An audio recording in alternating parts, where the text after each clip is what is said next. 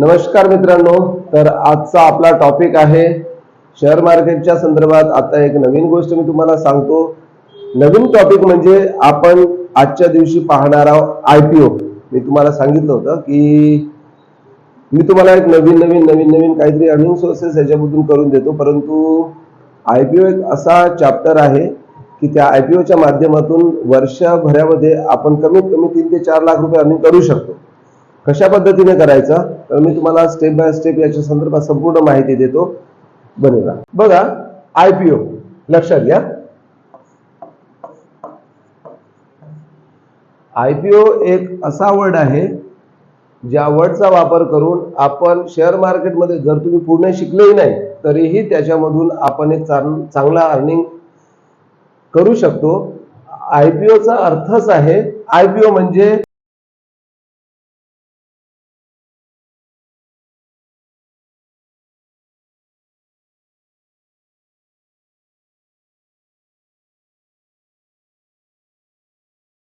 Initial public offering. Initial public offering म्हणजे जर तुम्ही शेअर मार्केटच्या क्षेत्रामध्ये जर वर्क करत असाल तर तुम्हाला माहित असेल की याच्यामध्ये एक कंपनी असते. कंपनी काय करते?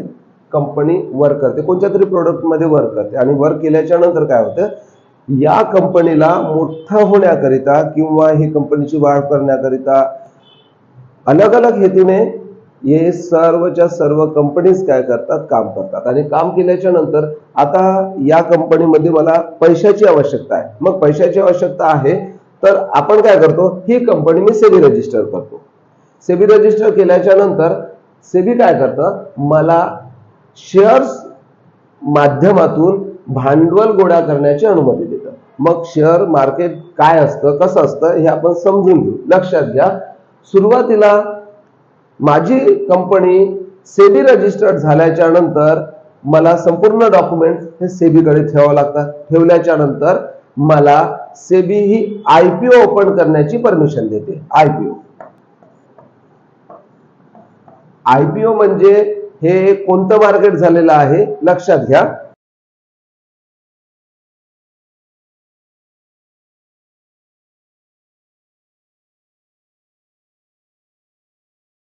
प्रायमरी मार्केट शेअर मार्केटमध्ये दोन प्रकारचे मार्केट असतात. दोन प्रकारचे म्हटल्यानंतर एक प्रायमरी मार्केट आणि एक सेकंडरी मार्केट. जेव्हा एखादी कंपनी IPO ओपन करते, IPO ओपन केल्याच्या नंतर तो IPO जेव्हा ओपन होते तो IPO प्रायमरी मार्केटमध्ये ओपन होते आणि प्रायमरी मार्केटमध्ये हा IPO कमीत कमी 3 ते 4 दिवसापर्यंत लाईव्ह राहतो. आता याच्या संदर्भात मी तुम्हाला पुढे सविस्तर सांगणारच आहोत, परंतु आपण सविस्तर याच्या थोडक्या संदर्भात याच्यात बघून घेऊ. मग काय होते, IPO काढल्याच्या नंतर अलॉट केल्याच्या नंतर काय होतं की लोक या प्रायमरी मार्केटमध्ये IPO वर बेट लावतात. IPO म्हणजे आपण असं म्हणू शकतो एक प्रकारचा ड्रॉ. आपल्याला ड्रॉ जर लागला तरच हा IPO लागते, जर ड्रॉ लागला नाही तर आपल्याला IPO लागणार नाही. लक्षात घ्या तुम्हाला. आणि मी याच्या संदर्भात सविस्तर हे बोलायचं म्हणजे IPO जर तुम्हाला लागला तरच तुमचे पैसे खात्यातून कटतात. जर IPO लागलाच नाही तर तुमचे पैसे खात्यातून कटतही नाही, काहीच नाही. 4 दिवसापर्यंत मात्र तुमचे पैसे होल्ड करून राहतात. परंतु जर तुम्हाला IPO लागला, आता IPO कसे लावायचे, कोणता IPO लावायचा, त्या माध्यमातून आपण या संदर्भात शिकत आहोत. ठीक आहे. आता IPO इथे सपोज 20 तारखेपासून IPO ची सुरुवात झाली. 20 तारखेपासून सुरुवात झाली म्हणजे 20, 21, 22, 23, 24 तारखेपर्यंत हा IPO लाईव्ह होता. 24 तारखेनंतर IPO बंद झाला. बंद झाल्याच्या नंतर IPO ला खरीदायचं असेल तुम्हाला तर कमीत कमी लक्षात घ्या, कमीत कमी 15,000 रुपये लॉट, 15,000 रुपयाचा एक लॉट, या पद्धतीने तुम्हाला या IPO मध्ये इन्व्हेस्टमेंट करावी लागते. आता IPOच्या संदर्भात जर चांगले IPO लागणं हे सुद्धा भाग्याचंच काम आहे. लक्षात घ्या तुम्ही. IPO कधी लागतात, काय लागतात हे सविस्तर आपण पुन्हा एक जे स्क्रीन राहते, मी शेअर मार्केटचं डीमॅट जे अकाउंट असते या डीमॅटच्या अकाउंटच्या माध्यमातून सुद्धा तुम्हाला सांगणारच आहोत. मग IPO इथे ओपन झालेला आहे, तो प्रायमरी मार्केटमध्ये ओपन झालेला आहे. त्याच्यानंतर आपण त्याच्यामध्ये 15,000 रुपये इन्व्हेस्टमेंट केलेले आहे. कालांतराने 20 ते 24 तारखेपर्यंत तो आयपीओ होता. त्याच्यानंतर मात्र 24 तारखेला तो आयपीओ बंद झाला. बंद झाल्याच्या नंतर जी डेट अनाउन्सिंग केलेली असते, आयपीओचा एक सेक्टर पहा, तुम्हाला एक सांगतो पुन्हा लक्षात घ्या. आयपीओ सपोज 120 ते 150 या दरम्यान आयपीओ आपल्याला अलॉटमेंट होते. ओके, आता कधी कधी काय होते, एखादा आयपीओ खूप चालून जाते, म्हणजे आपल्याला जो आयपीओ असं वाटते की मिळावं, सर्व लोकांना तोच आयपीओ असं वाटते सर्वांना मिळावं, मग त्याची व्हॅल्यू जी आहे ते होऊ शकते 3 पट, 4 पट, 10 पट सुद्धा होऊ शकते. काही काही आयपीओची खूप मोठ्या प्रमाणात डिमांड असते, त्याच्या कारणाने या पटीने ती डिमांड पूर्ण होते. मग अशा वेळेस काय होते, हा पासून 150 पर्यंत आयपीओ ओपन कधी होते, सपोज आयपीओ ओपन झालेला आहे 178 रुपयाला. आता तुमची होप होती 120 ते 150च्या दौर मध्ये तुम्हाला हा आयपीओ लागावा, परंतु तो आयपीओ ओपन कितीला झाला, 178 ला झालेला आहे.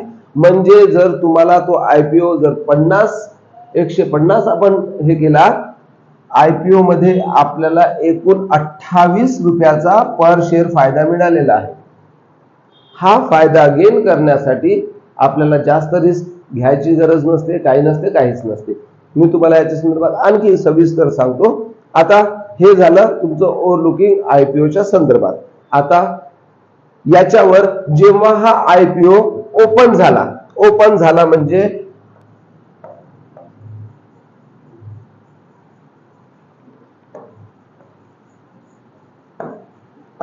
हा आयपीओ जेव्हा ओपन झाला तेव्हा सेकंडरी मार्केटमध्ये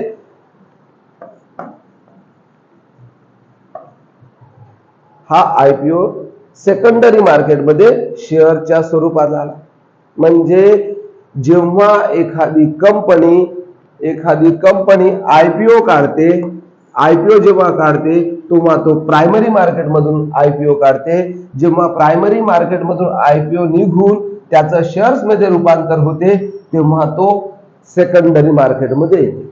म्हणजे जर तुम्हाला इझिली जर पैसे कमवायचे असेल, शेअर मार्केटमध्ये बिलकुल तुम्हाला काहीच माहिती नाही, परंतु जे या व्हिडिओमध्ये शिकवलं जाईल ते शिकवलेला व्हिडिओ आपण जर टॅली केला आणि तुम्ही जर त्या पद्धतीने एखादा आयपीओ लिस्टेड असलेला आयपीओ जर तुम्ही घेतला तर तुम्हाला वर्षाचे कमीत कमी 2 ते 4 लाख रुपयापर्यंत इझिली अर्निंग होऊ शकते.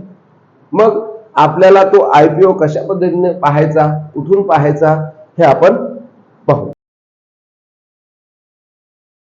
स्क्रीन खालच्या साईडला जे ब्ल्यू डॉट दिसलेला आहे तुम्हाला होम सारखा, तो होम स्क्रीन आहे. आणि होम स्क्रीनला जर आपण क्लिक केलं आणि खाली खाली आपण केल्याच्या नंतर तुम्हाला लक्षात घ्या, या स्क्रीनवर आयपीओ हा ऑप्शन दिसतो तुम्हाला, हे बघा, ETF IPO letter stocks SIP. तुम्हाला आयपीओ वर क्लिक करायचं आहे. आयपीओ वर क्लिक झाल्याच्या नंतर तुमच्या समोर एक आयपीओ, जे काही आयपीओ आपल्याला ओपन झाले असतील घेण्याकरिता किंवा अप्लाय करण्याकरता, तर ते आयपीओ आपल्याला इथे लिस्टेड दिसतात. वरच्या साईडला आहे अपकमिंग आयपीओ आणि यू ऍप्लिकेशन. ओके, हे सुद्धा तुम्हाला 2 व्हिडिओज दिसत असतील. आता अपकमिंग आयपीओ मध्ये तुम्हाला 6 आयपीओ इथे दिसत असतात आणि आताच्या वेळेला कोणतेच आयपीओ आपल्याला अनाउन्सिंग झालेले नाही आहे, म्हणजे तुम्ही अप्लाय करू शकत नाही. याच्या आधी केलेले आयपीओ काही असतील परंतु ते आतापर्यंत इथे दिसत नाही आहे.